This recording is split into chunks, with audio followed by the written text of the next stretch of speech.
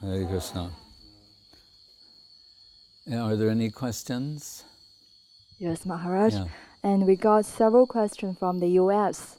The first one is, we know that there are varnas and ashramas, namely the 4 social classes and also the 4 spiritual stages. So he's asking how this varna ashrama dharma is related to Bhagavad dharma. So what's the difference and how is their relationship? Well, Hare Krishna.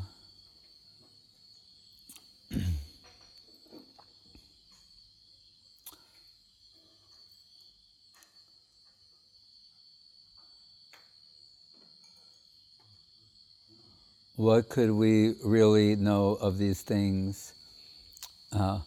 We would be considered outcast outside the system. So, but in Bhagavad Gita, I mean, we've heard something from Srila Prabhupada, Srila Guru Maharaj, Srila Gurudev. It's interesting, as you know, like Modi, Narendra Modi, you know who he is? You don't know. He's the Prime Minister of India, the nation of India. Since you're from China, that can be forgiven.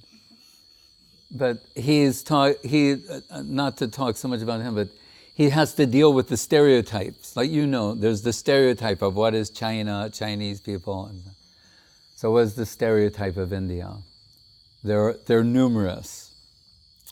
But what did he say? We've gone from being thought of as the charmers of the snake, now it's the mouse, meaning the computer, because of Bangalore, they call it the IT industry. But anyway, so he's dealing with the stereotype. So one of the stereotypes is the caste system. That's how this is generally thought of in the Western. Oh, in India they have the caste system, and that's prevented. Only the Brahmins can study, and all kinds of things like that. Right? And it's based upon birth, right? Janma. But in Bhagavad Gita, interestingly, Krishna says, Chatur Varnam Maya Sristam Guna Karma Vibhagasa. Saying, actually, this system comes from me originally. And what is it based upon? Not janma, but guna and karma. It means qualities and tendencies is what it means here, if we were to translate it roughly. What are your natural qualities and tendencies? And we find out everyone's not the same. In the world, the democratic world, where they like to say, all men are created equal. And unfortunately, they forgot to mention women when they made that statement. Right? So, little flawed thinking from the very beginning. But all men are created equal. And these are self-evident truths. But really, it's a bit of there's something not being said. Equal on some level, but what would be more accurate to say is all beings are eternally unique. Right? So Varnashram, as opposed to the stereotype, allows for uniqueness of expression when it's based on guna and karma, qualities and tendencies. We're in the Kali Yuga where everything has devolved into something other than it was originally. Right? There's also the same Varnashrama Charvata Parakuman Vishnu Aradite Pungsang Nanyatat Toshakaranam. What was the purpose of this system originally? If you had to put it in a phrase, Guru Maharaj is saying, this is how you systematically organize society so it can march toward Vaikuntha. How society as a whole can march away from out of the mundane, the world of misconception, toward Vaikuntha. That was the idea. Right? But enter the Kali Yuga, where everything degrades and becomes a shadow or a carcass of what it once was. Right? So, Guru Maharaj's specialty is the Ramananda Samvad, the talk of Mahaprabhu and Ramananda Roy. So much so that Srila Saraswati Thakur renamed him Ramananda Das, when his birth name was Ramendra Chandra Bhattacharya. Then when he got initiation from Srila Saraswati Thakur changed his name to Ramendra Sundar. And Guru Maharaj at that time said, this Rama, again, Hare Krishna, Hare Rama, Hare, how should we think of Rama? And Saraswati Thakur told him, Raman, Radha, Radha, Raman. And Guru Maharaj, when he was telling that, he said, that what he said is still ringing in my ears, some 50, so many years later. Radha, Raman.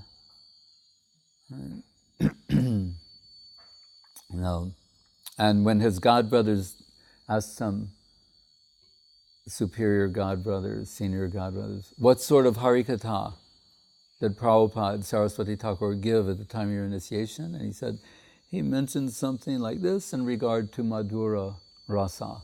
And they said, oh, you're very fortunate. Right? So that Guru Maharaj, when he might have still, he was still so-called white-clad and traveling with Ban Maharaj and some others. He gave a talk at Godavari, where the Ramananda Samvad took place, that Ban Maharaj said was the greatest lecture he'd ever heard of all time. And he'd heard so many speak. So when I asked Gurudev once, because Guru Maharaj, by the time we came to know him and be with him, although he wore glasses, sometimes he would take them off and go, no difference. Because he is what they call legally blind. He can just make out some shapes or see things, but not see clearly. So then I thought, so Guru Maharaj, he hears, someone reads him the newspaper. On the radio, he hears the news to keep abreast of what the latest discoveries are in science and technology and the news of the world. But I asked Srila Govinda Maharaj, of course, Guru Maharaj is not reading. Does he ever read the scriptures anymore? Like we understand, he reached a point where he assimilated all scriptural knowledge, so much so that Srila Saraswati Thakur said, Sridharam Sakalaveti, he knows everything. But still, I was just interested to know. And first Gurudev, he said, Srila Govinda said, no. He goes, he said, sometimes he likes to hear something. And he said, but always the same thing. And he has me read him that. And I said, what is that? And he said, the Ramananda Samvad from the Chaitanya Charitamrita. He likes to go through that repeatedly, to revisit that. What he could recite verbatim, still he likes to hear it again and reconsider that.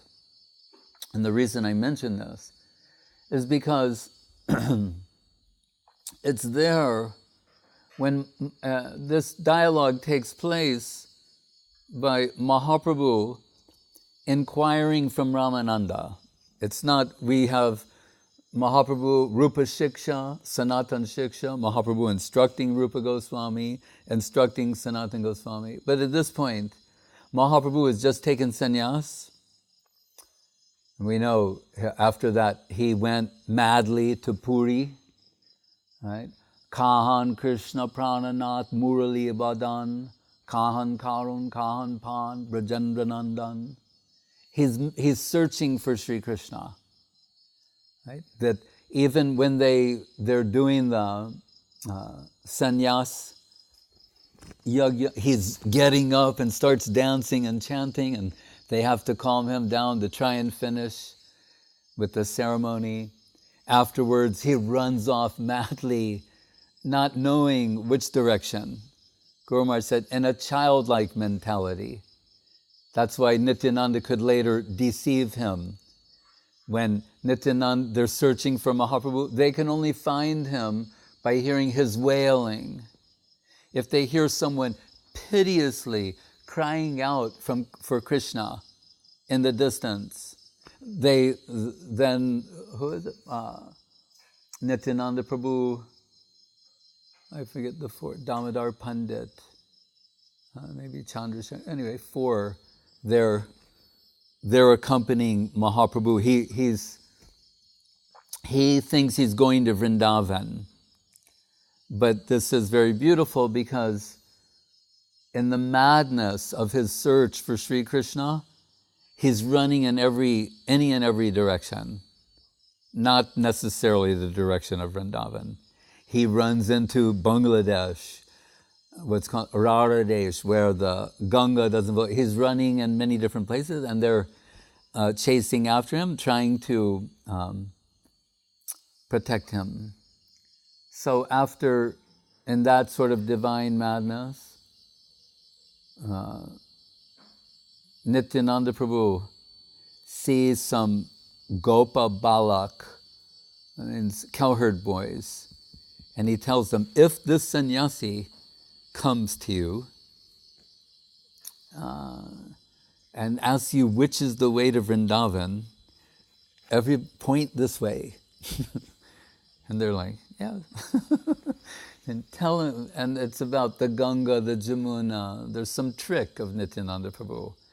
Because, what is it? The eastern side of the Ganga can be taken to be Jamuna. And the western side is Ganga. Anyway, it's a divine trick of Nityananda Prabhu to capture Sri Krishna Chaitanya Mahaprabhu. So that happens, they send him in a particular direction, and then Mahaprabhu, he's surprised. He's in this divine state where he cannot recognize exactly who Nityananda is, but he's calling him Sripad. He sees him as some sort of renunciate or whatever. Which way to Vrindavan? Oh, come this way. And then, and here, just see the Jamuna.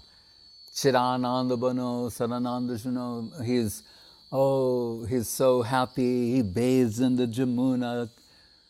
What did he say? Brahma Datri, Brahma Prema Gatri. This is like Krishna Prem in liquid form. He's so happy to be there. And he's bathing, chanting prayers. And when he comes out of the water, he only has the clothes he's wearing. There's Advaita Prabhu with fresh cloth. And Mahaprabhu, and this deep, internal, childlike, ecstatic thing, he's going, Advaita, how did you know I was in Vrindavan? And Advaita Acharya says, wherever you are is Vrindavan. And he's thinking, oh no, Nityananda. He sees that they've tricked him, and he starts coming out of his divine trance into somewhat normal consciousness. They go to the Advaita Acharya's house in Shantipur, have a big feast. Mother Sachi comes because he hasn't eaten for 3 days. And that's why after the feast, when they start dancing, they're thinking, he doesn't have his full strength. They're very careful. And Advaita Acharya, like we hear Madhavendra, Advaita Acharya, he starts singing this song that's also like a song of Radharani.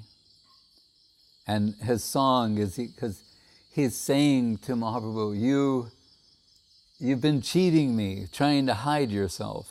Now I've got you in my house, and sings this song saying, how happy I am that my Lord has returned from Mathura and has come to my house. right? Maheshwari deities born in Mathura.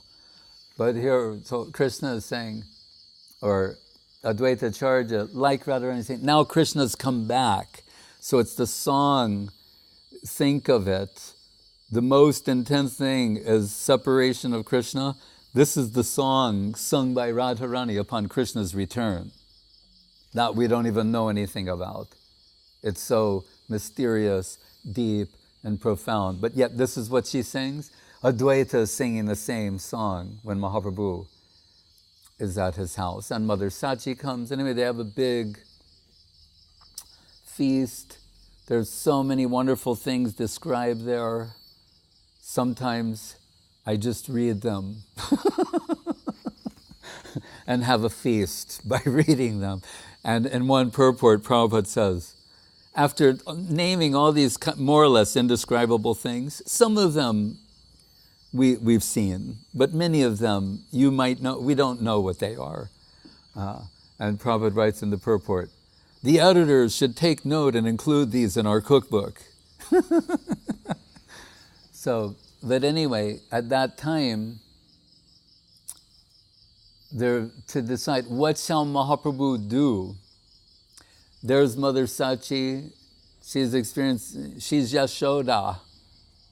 It's Mother Yashoda from Krishna Lila. Now is Mother Sachi and Gaura Lila. How can she tolerate the separation? And Mahaprabhu says to her that, Mother, you own this body. It belongs to you. Whatever you decide. But she knows she doesn't want any blame to come to Mahaprabhu after taking sannyas, shouldn't live with the family, this, that, the other thing. So she makes a compromise, to her that is a compromise, and asks that he will reside in Puri. And that way the devotees are going every year for Rath Yatra. She'll get some news. Sometimes he'll come to Bengal for like Ganga Puja or to bathe in the Ganga. She'll get some news. This is what they do. And that's when Mahaprabhu goes with Nityananda and the others to Puri. And after he arrives, he enters the divine state of trance and ecstatic transformation, because we're told he's searching for Krishna. Kahan Krishna Prananath Murali Badan Kahan Karon Kahan Pan Brajendra Nandan.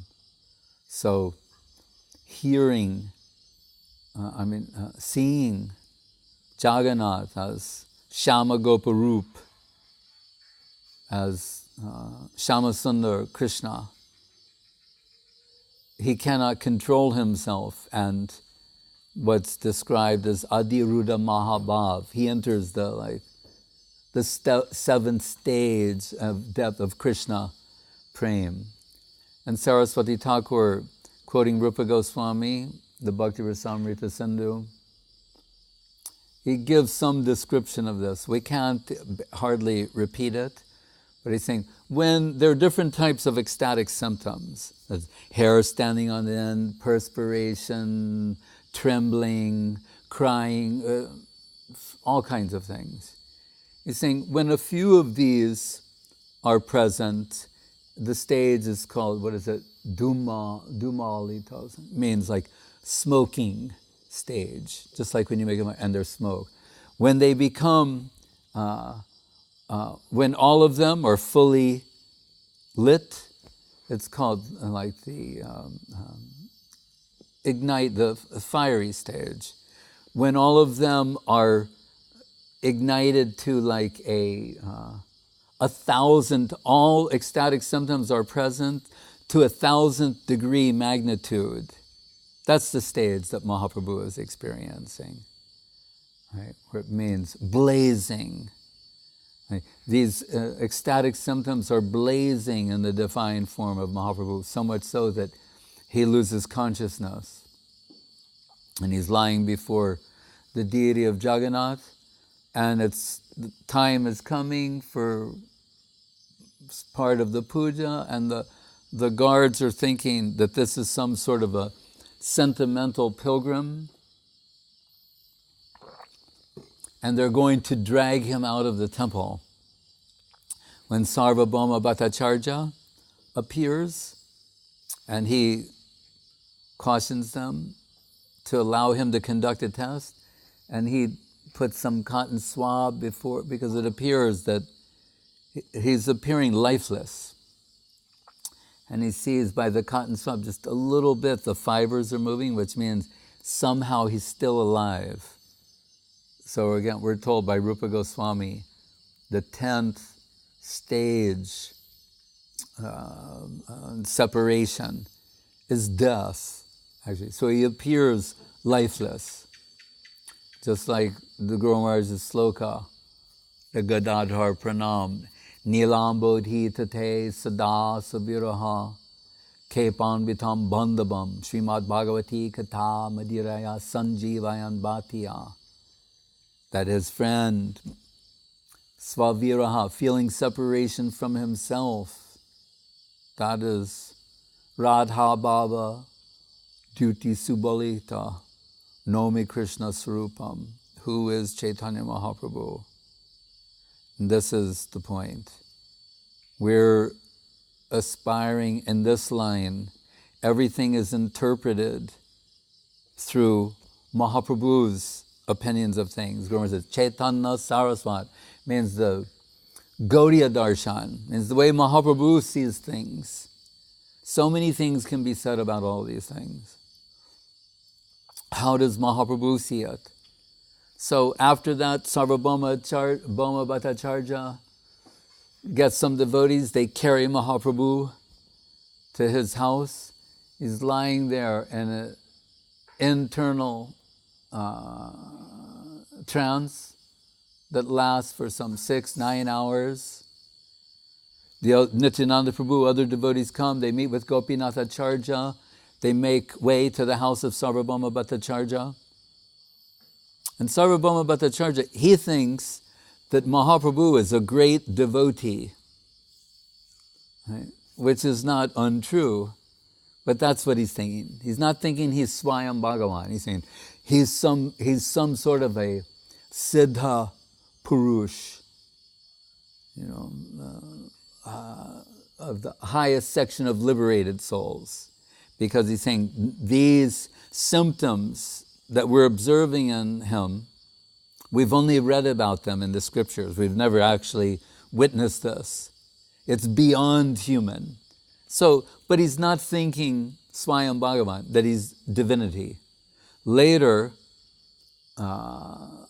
in contrast to the Rasaraj Mahabhav Duyakarup revelation that to Ramananda, that Gauranga Mahaprabhu is revealing he's Radha and Krishna combined.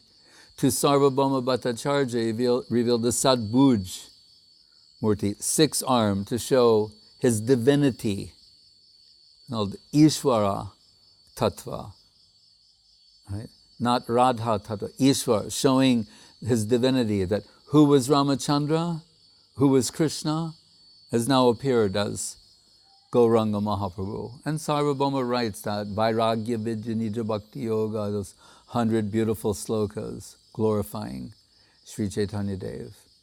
But this causes Sarvabhauma Bhattacharya, in his interaction with Mahaprabhu, Mahaprabhu is going to visit South India, where Dakina Desh is mentioned in the Bhagavatam as being where the religion is strongest in India. India as a whole, Bharatvarsha, Punya Bhumi, I mentioned, when we used to travel around India, there was a 4-volume series of books that tells you every holy place in India. And so, in our van, when we would drive along, all you'd have to do is open this book, and you'd find someplace, wherever we were. I don't care where you drove. Just get in your car, start driving, look in that book, you'll find a holy place. So we think of certain places, of course, like Chardam, Vrindavan, Jagannath Puri, Navadvip, etc. They're very extraordinary holy places. But there are so many holy places. No. Right? So why did I mention that? So Mahaprabhu, he's going, having taken sannyas, he's going to tour South India. And that's where all the different sampradayas have their strongest, fullest representation. And he's going to demonstrate the superiority of Krishna conception there. To the Tattvavadis, the Sri Vaishnavas, even the Buddhists are there, everybody is there. But on his way, so Sarvabhauma is giving him some advice. Actually, at first he wanted to upgrade Mahaprabhu, thinking he's 24 years old, a young sannyasi, right? In that Varnashram system, normally you should only take sannyas in your 50s, right? From approximately 24 to 50s, Grihastha ashram, then Vanaprastha for 5 years. So in your mid-50s, one could take sannyas. Here he is, 24 years old, and so beautiful, Gauranga Sundar. Sarvabhauma is saying, if he doesn't learn Vedanta, it might be hard for him to keep his sannyas. So he's saying, and I'm the man, I can train him. And also upgrade his sannyas. When he heard Guru's name was Bharati, Kesava Bharati, he's saying, that's a second class. I can upgrade him, give him an upgrade, teach him Vedanta, and help the young man, right? And that's when he starts explaining Vedanta day after day, and Mahaprabhu's sitting, and Sarvabhauma Bhattacharya is saying, give some indication that you can, I know it's deep what I'm saying, it's really, it's like high philosophy, but I can go explain some things to you if you're not fully grasping what I'm saying, but at least you could nod or give some indication that you understand. And Mahaprabhu said, I understand Vedanta perfectly, I just don't understand what you're saying. And Sarvabhauma was like, Oh, I see.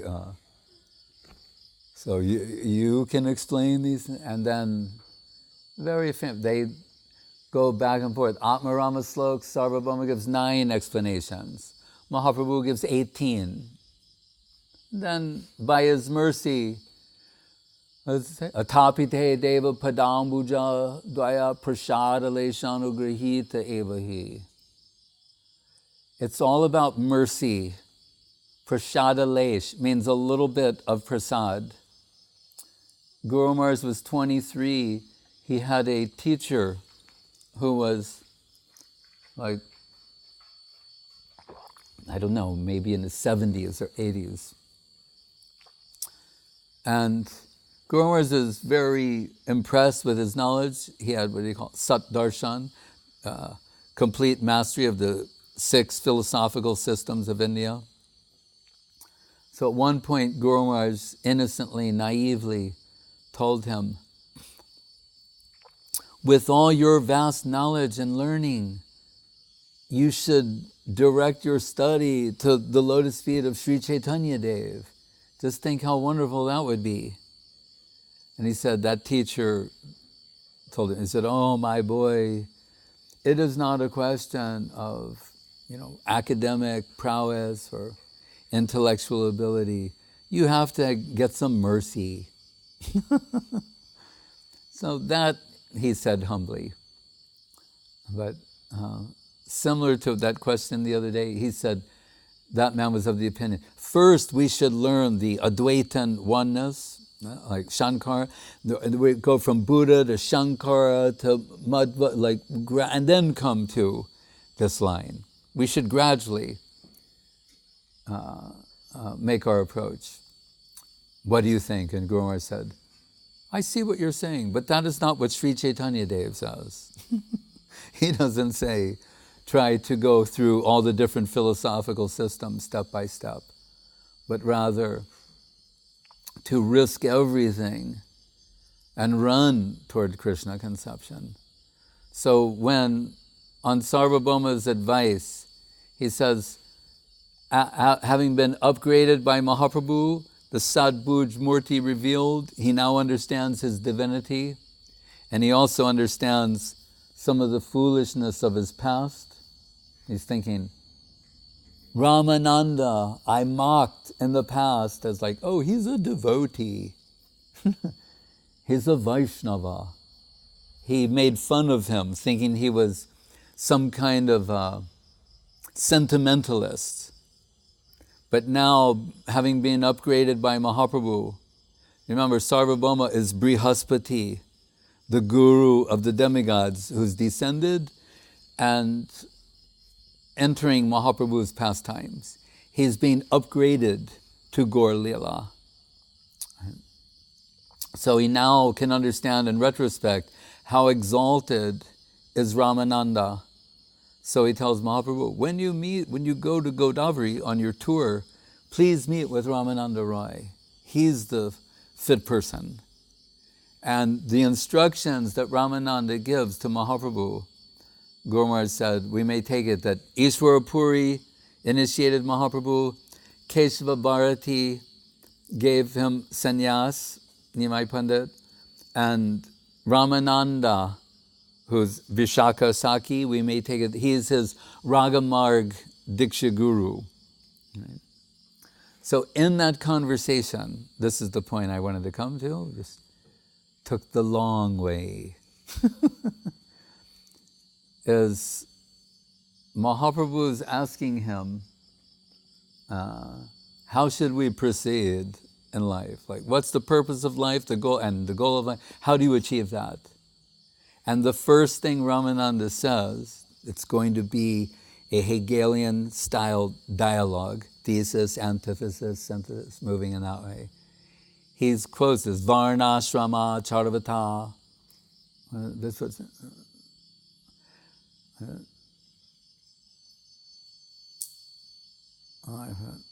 Nanya Tat Haritoshanam. Vishnu. No, I forgot now. I said it before. Anyway, he mentions the Varnashram system. Vishnu Aradyate, the worship of Vishnu, Vishnu Aradhana. How society can be organized and structured in such a way as to march towards Vaikuntha. Right? And Mahaprabhu says, Iho Bahya, that is external. Right? And by implication, there's not enough time for that. We're also told, Janmana Jayate Shudra. Everyone in Kali Yuga is really Shudra, or Kalo Shudra Sambhava. Right? That system, 4 varnas, 4 ashrams, that it hasn't even existed in India in a pure state for hundreds or thousands of years. The system has degraded into janma karma, by birth, not by qualities or tendencies. So then, interestingly, not only is Varnashram rejected, but then he starts quoting the Bhagavad Gita, and this is of note. He's quoting, Brahma Bhuta Prasanatma na sochati na kankshati samak sarveshu bhuteshu madbhaktim labhate param. That Mahaprabhu says is external. Bhagavad Gita slokas are being told to be external. Why? Guru Maharaj said, because it means one is on the threshold of devotion.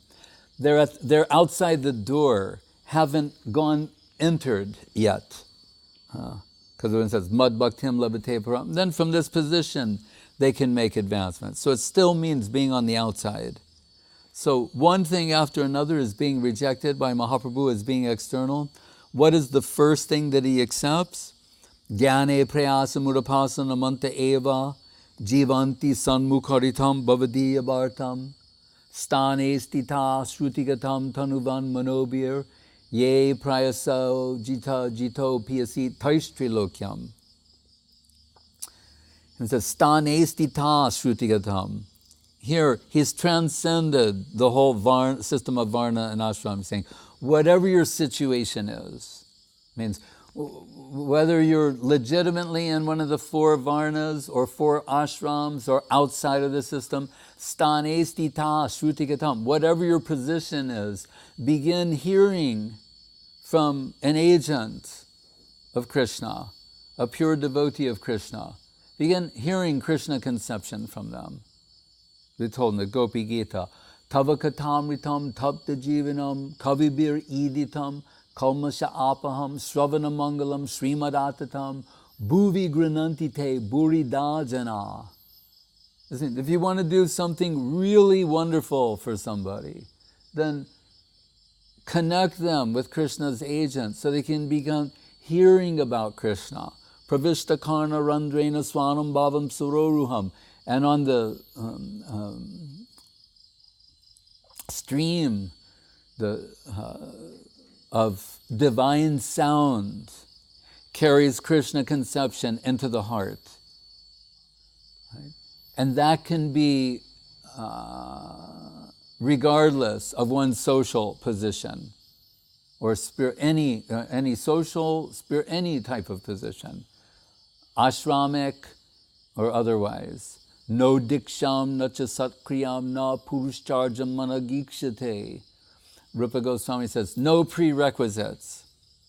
Like when in school, when there are certain subjects, you ever seen in like a college catalog, they show some subject and you might be interested in that, and then it says, but prerequisite, to take this class, you will have to have already taken these other 2 classes, otherwise you can't get, right? Oh, I really wanted to study that. Right? But it says, no diksham na cha satkriyam na purushcharjam managikshate mantroyam rasanas prigeva palati Sri Krishna namatmaka. When Krishna wants to assert himself, that is, there's nothing that can obstruct that. There's no disqualification. When you say, what is Bhagavat Dharma?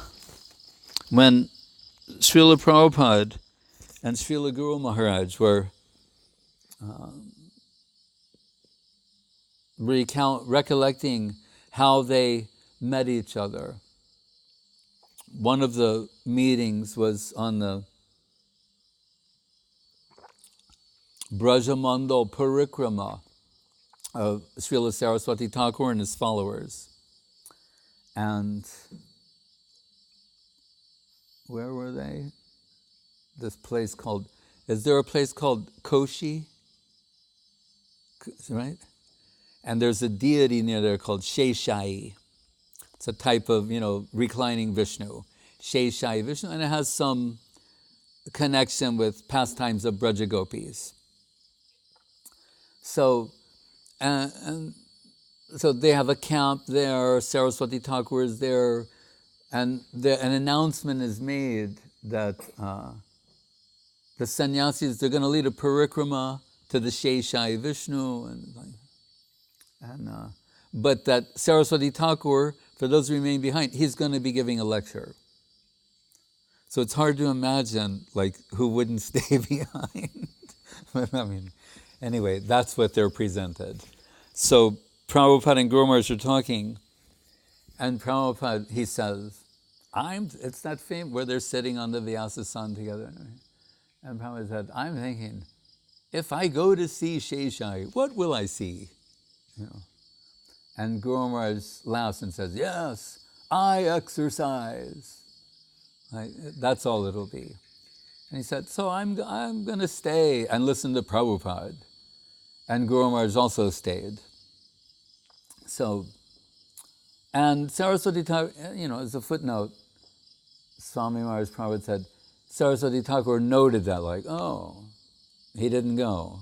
He stayed, he's eager to hear.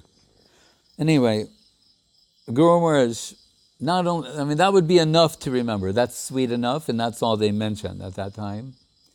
But at another time, Guru Maharaj, he also recalled the lecture that Srila Saraswati Thakur gave and what he talked about.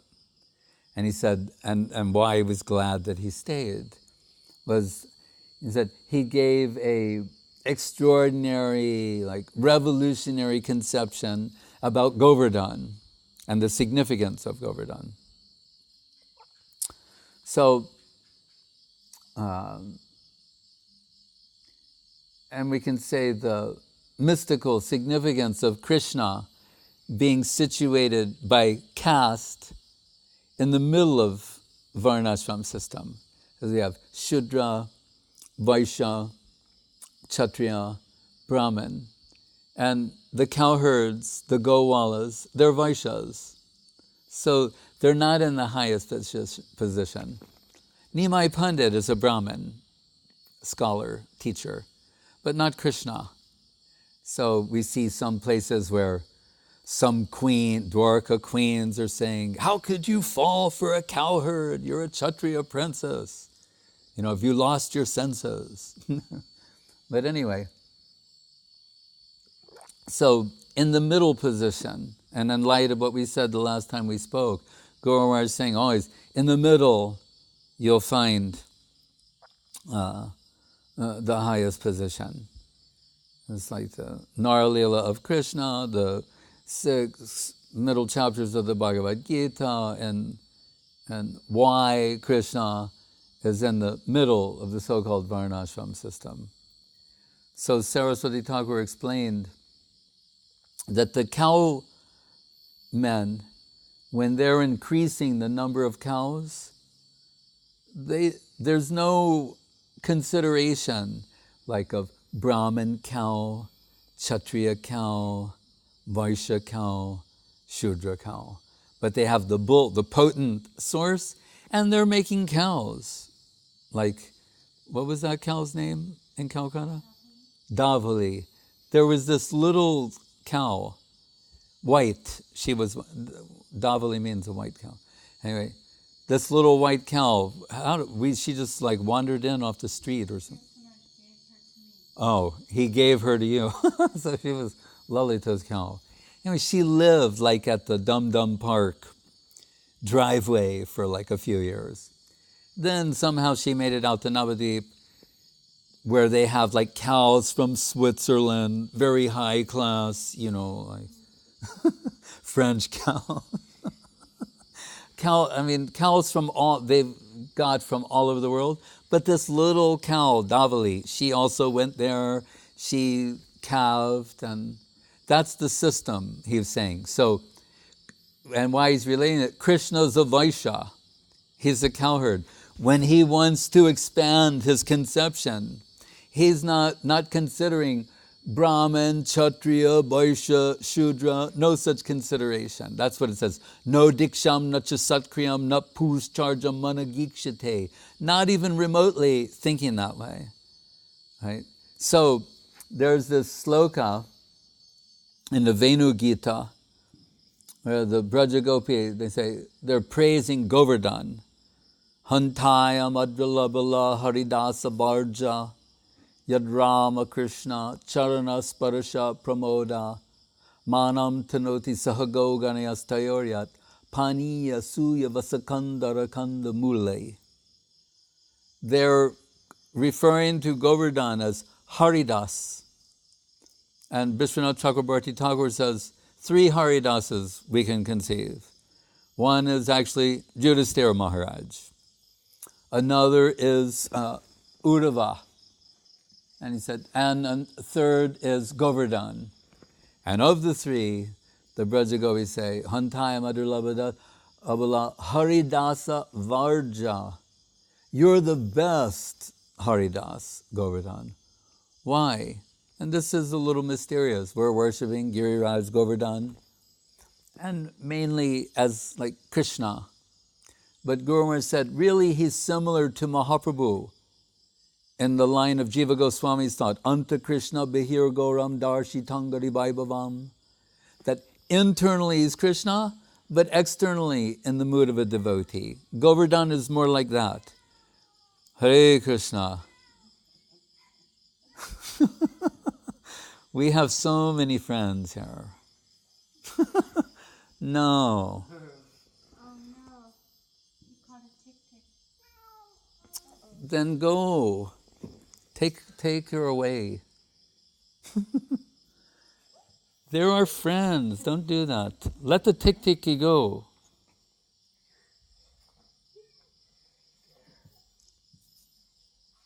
The tick-tickies are good.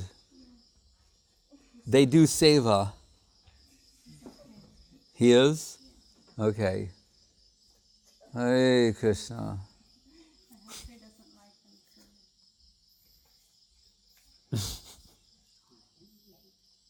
What, the tick-ticky? Just make it go somewhere.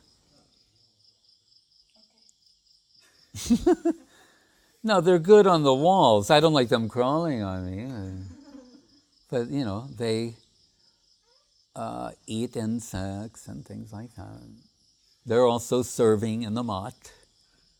Raghunath Das Goswami says, Yat kinchit vigumaki katamukam goste samastamitat sarvananda mukunda dvaita lilanukulam param. Das Goswami says, the insects in the dam are mukunda dvaita. They're dear to Mukunda. Why? Lilanukul. Lila anukul. They're doing things favorable for the pastimes. And Vishwanath Chakrabarti points out, when all these confidential pastimes take place, remember, certain even exalted personalities cannot go, but the bees can go, and they can actually be there. So Das Goswami is saying, we also revere them. And the tick-tickies, they really revere them.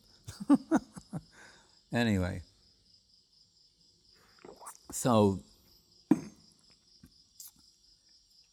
what was I saying? Talking about Krishna. Oh, and the Govardhan and the Haridas. Giriraj Govardhan. Oh, and expansion of Krishna conception. Otherwise, we wouldn't be here. You may have been born in Mathura. I mean, not you may have, you were. And that's very fortunate. And Sandeep's from Hastinapur. So, but what hope would there be for all of us if Krishna wasn't a cowherd? Oh, so back to that sloka. It's interesting. So it says, Haridasa Varja, Yad Rama Krishna Charana Sparasha Pramoda. So the general meaning we'll think is, Giriraj Govardhan, when Krishna and Balaram's lotus feet are touching, it's very, pramod means happy, like intense happiness. Imagine, they're there, Govardhan supplying, waterfalls, caves, grass, everything necessary for the pastimes. So that's the way it's generally taken, and is very happy to receive the imprints of the lotus feet of Krishna and Balaram.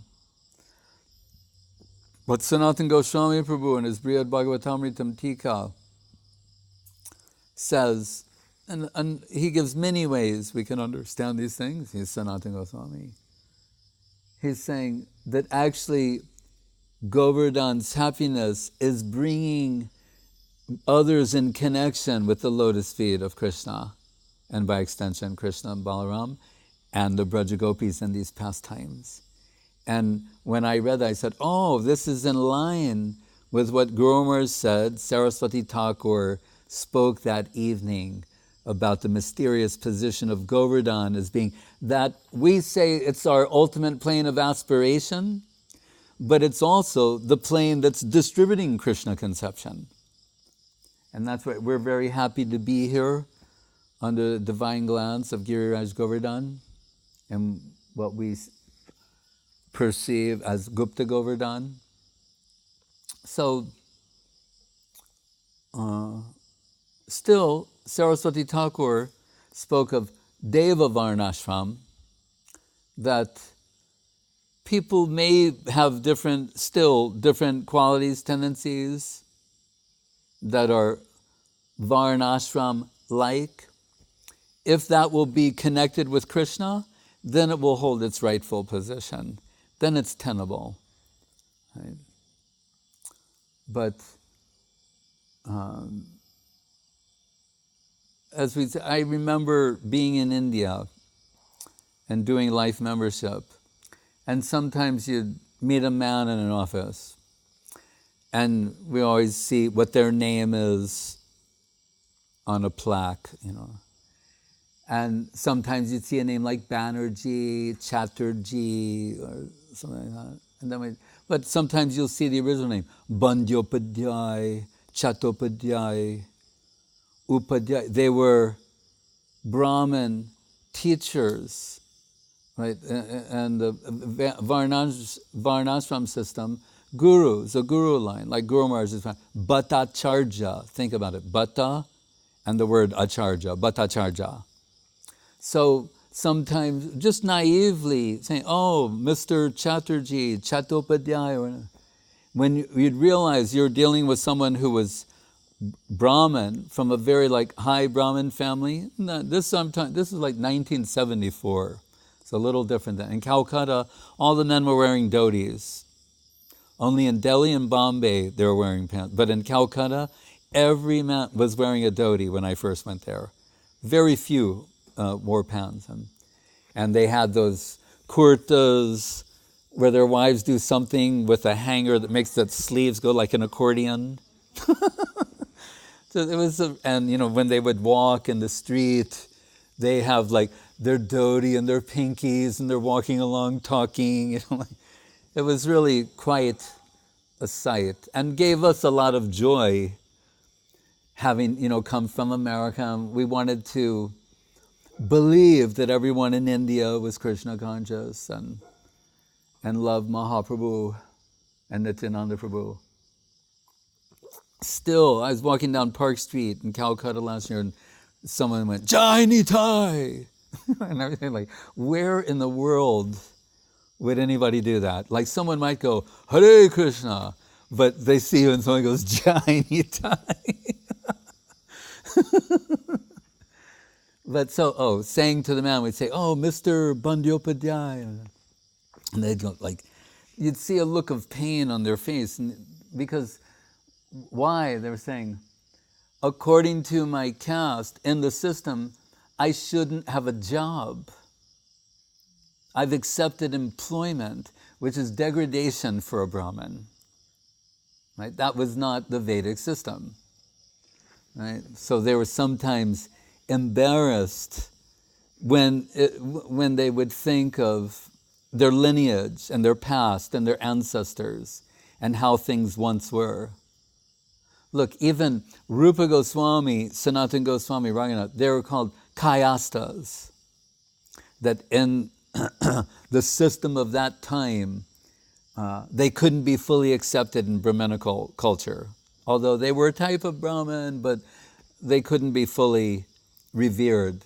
So when a book like the Hari Bhakti Vilas was presented back to South India, Dakina Desh, Gopal Bhatta Goswami, coming from the Sri Sampradaya, was indisputably from the higher section of Brahminical culture.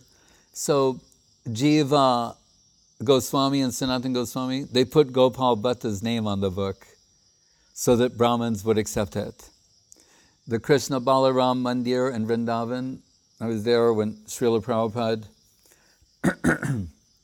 installed the deities. There was a lot of discussion about how that would happen.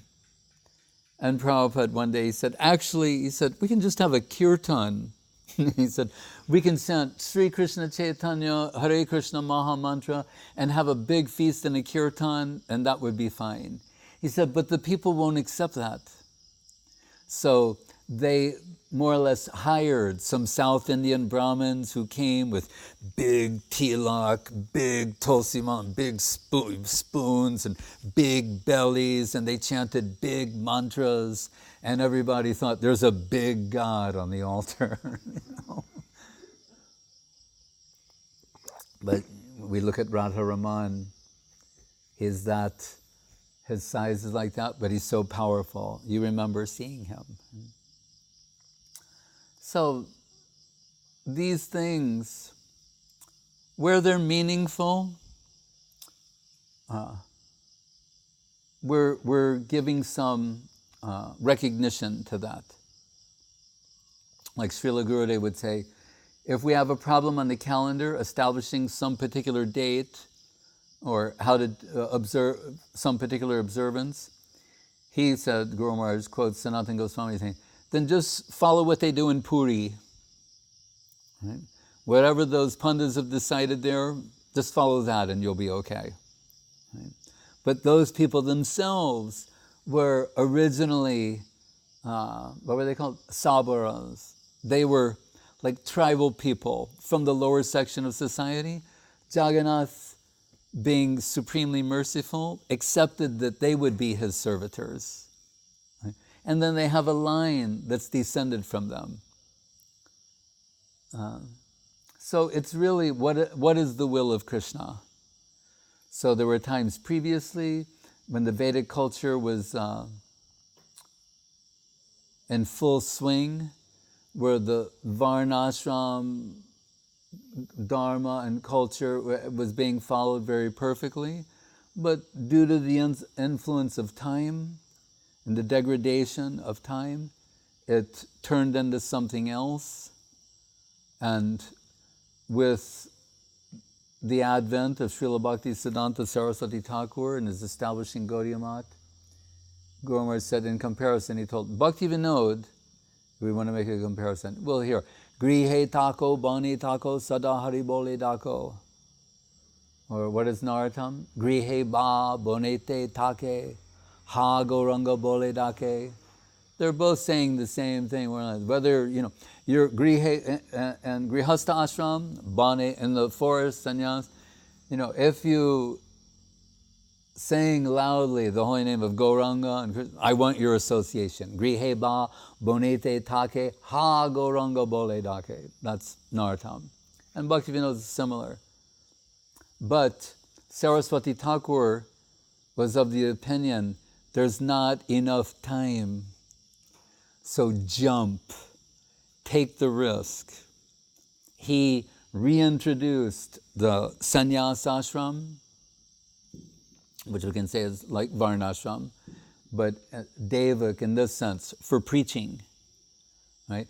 Revering Pujala Ragapat Gaura Babange, Matala Sarujana Bishairange, revering the real Babajis, means Rup, Sanatan, the Goswamis of Vrindavan, and one step below, in the highest ashram, sannyas ashram, but it's below the Paramahamsas who are beyond. From that position, he began his missionary activities of the Gaudiya Math. But why? There was a reason to attract the attention and the reverence of the public. Just like Mahaprabhu, he took sannyas knowing that the people who were previously offending him, as a sannyasi, they'd have to show him some respect. And by showing him respect, they would benefit. So Saraswati Thakur, he employed this aspect of Varnashram, but not karma sannyas, but this, how do we say, the Tridandi sannyas, the Vaishnava sannyas, that for preaching, for bringing others in connection with Krishna consciousness, like that. Yad Rama Krishna Charana Sparasha Pramoda. That idea.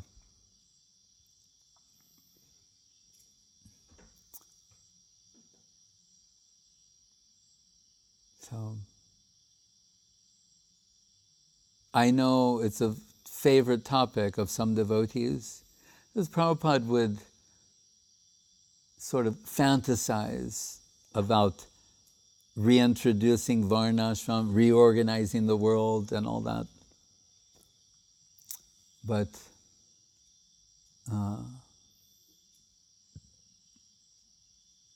if we can ourselves pursue Krishna consciousness faithfully, that'll put us in a good position to deal with others. But how to reorganize society, the world. That's not on our plate right now.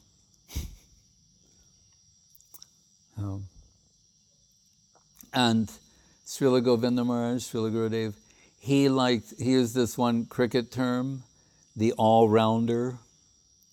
That's what he liked devotees to be.